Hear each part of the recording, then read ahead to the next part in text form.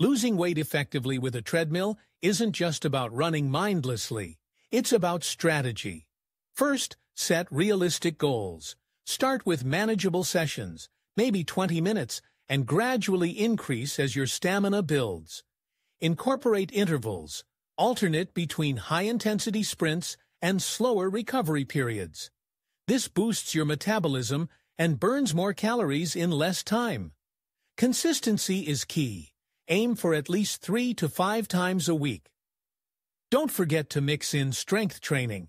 It complements your cardio and builds muscle, which burns more calories at rest. Hydration matters too. Drink water before, during, and after your workouts. And remember, it's not just about the treadmill. Pair your exercise with balanced nutrition. Focus on whole foods, lean proteins, and plenty of fruits and vegetables. It's a holistic journey, not a quick fix.